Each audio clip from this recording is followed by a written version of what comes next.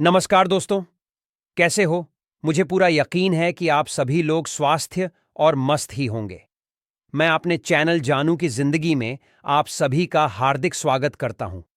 दोस्तों, जितने भी भाई हमारे चैनल पे नए हैं, उनसे मेरा कहना है कि चैनल को सब्सक्राइब करके वीडियो को लाइक कर लीजिएगा। और दोस्तों, मैं आप सभी लोगों से ये भी कहना चाहता हूं कि मैं आप लोगों के लिए टुडे यानी रोज के रोज ऑन पैसिव से रिलेटिव जानकारी लाता हूं, तो मैं आप लोगों से कहता हूं वीडियो में लास्ट तक बने रहना। दोस्तों, जो लोग चिंताओं से घिरे रहते हैं, अपने आप को बहुत सारी समस्याओं और तकलीफों से घिरा हुआ पाते हैं, वे वैसे सिचुएशन में होते हैं जहां उन्हें कुछ भी निर्णय ले पाना बड़ी मुश्किल होता है कि क्या करे और क्या नहीं करे। जीवन में सोच बहुत कुछ करने का होता है, बट कर नहीं पाते हैं। जीवन में इच्छाएं बहुत कुछ पाने की होती है, लेकिन हासिल नहीं कर पाते हैं। वैसे लोगों के लिए यह वीडियो बहुत ही महत्वपूर्ण है। अगर जिंदगी की सारी चिंताओं, सभी समस्याओं से पूरी तरह से मुक्त होना चाहते हैं, तो लास्ट तक वीडियो को जरूर देखें, गारंटी है। इस वीडियो को सुनने के बाद बहुत बड़ा परिवर्तन महसूस करेंगे अपनी लाइफ में। दोस्त, हम जब भी एकांत में होते हैं तो अपने आप से ही बहुत सारे सवाल जवाब करते हैं कि क्या हम जो किए हैं या कर रहे हैं वही हमारे जीवन का मकसद है? क्या यही उद्देश्य है हमारे जीवन का? हम बहुत सारे सवालों के जवाब ढूंढने का प्रयत्न करते हैं, लेकिन अधिकांश मामले में प्रयत्न बीफ वाले ही रहते हैं। दोस्त, भगवद गीता एक ऐसा ग्रंथ है जो हमें उस मुकाम पर ले जाती है जो हमारे मार्गदर्शन, मूल्यों और आदर्शों का सबसे बेहतर स्रोत हो सकता है। यह ग्रंथ आत्मा के सारे रहस्यों को जानने और जीवन के सभी महत्वपूर्ण मुद्दों के समाधान करने में काफी मदद करता है। दोस्त, श्री कृष्ण द्वारा दी गई शिक्षाओं पर अमल करके कोई भी अपना जीवन बदल सकता है, बेहतर बना सकता है। भगवद गीता का ज्ञान किसी भी इंसान के व्यर्थ की चिंताओं को खत्म कर सकता है।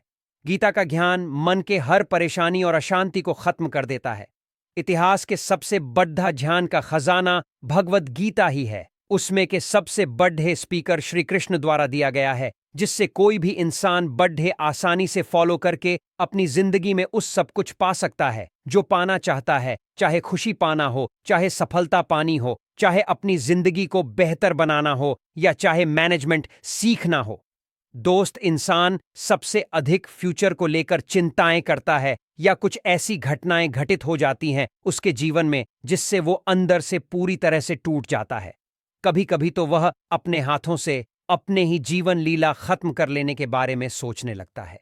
वो सोचने लगता है कि ये सब कुछ आखिरी मेरे साथ ही क्यों होता है, जबकि यहां उससे भी पता होता है कि कुछ भी चिंता कर लेने से परिणाम कभी नहीं बदलेगा।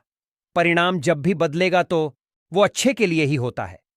फिर भी इस बात के मर्म को हर इंसान नहीं समझ पाता और वह व्यर्थ की चिंताओं में डूब जाता है, जबकि जिससे हम समस्या समझते हैं आने वाले वक्त में वही हमारे लिए वरदान बन जाता है। लेकिन हमारे अंदर दूरदर्शिता नहीं होने की वजह से अधिकतर लोग समस्याओं में ही उलझ कर रह जाते हैं। यहां मैं एक छोटा सा स्टोरी शेयर करना चाहूंगा जिसमें बहुत बड़ा रहस्य छुपा हुआ है। दोस्त, इस दुनिया में कुछ भी अच्छा या बुरा बिना किसी कारण के नहीं होता। एक गांव में एक गरीब औरत रहती थी। उसका एक बच्चा था जो हर तरह से बिल्कुल स्वस्थ था, लेकिन एक दिन किसी एक्सीडेंट की वजह से उस बच्चे के हाथ की एक उंगली कट गई। वह औरत इस घटना से बहुत दुखी हुई। वह सोचने लगी कि अप्रिय घटना मेरे बच्चे के साथ ही क्यों हुई। एक दो में गरीबी झेल रही हूं और ऊपर से एक और दुख। वह इस बात के लिए हमेशा भगवान को कोसते रहती थी। आखिर भगवान को मेरे से क्या दुश्मनी थी? मैंने उनका क्या बिगाड़ा था जो इस तरह के दुख उन्होंने मुझे ये दिए? अभी इस बच्चे की पूरी जिंदगी पड्डी है और बचपन में ही इसके उंगली काट के इतना बड़ा दुख दे दिया। धीरे धीरे समय बीतता गया। एक बार उस गांव में एक मायावी राक्षस साधु का वेश बनाकर आया और राक्षस किसी गलत सिद्धि के लिए, अपनी शक्तियां और अधिक बढ़ाने के लिए बहुत सारे बच्चों की बलि चढ़ाना चाहता था। बहुत सारे बच्चों के साथ उसने उस गरीब औरत के बच्चे को भी किडनैप कर लिया, जिसका एक उंगली कटा हुआ था। वो अपने गंतव्य पे जाके जैसे ही उस बच्चे की बलि चढ़ाना चाहा, उसी वक्त उससे उसके गुरु की बातें याद आ गई कि जिस बच्चे का भी तुम बलि चढ़ाओगे उसके सभी अंग पूरे और सही सलामत होने चाहिए। उस राक्षस को मजबूरी में उस बच्चे को छोड़ ढहना पड़ा, क्योंकि उसकी एक उंगली कटे हुए थे। दोस्त, उस दिन उस मां को रिलीज हुआ कि इस दुनिया में जो कुछ भी होता है, चाहे वह अच्छा हो रहा है या बुरा हो रहा है, वो कभी भी बिना किसी कारण के नहीं होता। उस औरत के सबसे बड़ा दुख का कारण था अपने बच्चे के हाथ का उंगली काटना। इसे लेकर वो हमेशा चिंतित रहती थी। और समय का चक्कर देखिए, अगर उसका उंगली नहीं कटा होता तो उस दिन उसकी जान चली गई होती। उंगली का उसके लिए वरदान बन गया। दोस्त जमा भारत का आरंभ होने वाला था तो अर्जुन बहुत अधिक चिंतित रहने लगे कि मेरे गुरु और पिता मां, अभी इसमें मेरे सभी भाई मित्र रिश्तेदार इस युद्ध में मारे जाएंगे और ना जाने कितने बेकसूर लोग भी इस युद्ध में मारे जाएंगे। इस हस्तिनापुर की रौनक ही खत्म हो जाएगी, सब कुछ बर्बाद हो जाएगा। और इस युद्ध में अगर मैं जीत भी गया तब उस जीत का मतलब ही क्या रहेगा जिसमें मेरे हाथों से मेरे अपने ही मारे गए हों। तब श्री कृष्ण ने अर्जुन को गीता का ज्ञान देते हुए कहा कि तुम जिसके लिए भी दुखी हो रहे हो, इस बात की भी चिंता कर रहे हो, जिसके बारे में सोच सोच के इतना अधिक परेशान हो रहे हो, वह सब कुछ एक दिन नष्ट होने वाला है। वो ऐसे भी आज नहीं तो कल मिट्टी ही जाएगा। और जो अविनाशी आत्मा है वह कभी भी मर नहीं सकती, नष्ट नहीं हो सकती। तुम किस बात के लिए चिंता और दुख करते हो जो एक दिन नष्ट होने वाला है, मिटने वाला है, मरने वाला है? उसकी चिंता करके या दुख करके तुम कर भी क्या लोगे? तुम उसे चाहकर भी नहीं रोक सकते और ना ही उसे बदल सकते हो, तो फिर क्यों चिंता करके अपना जीवन नष्ट कर रहे हो?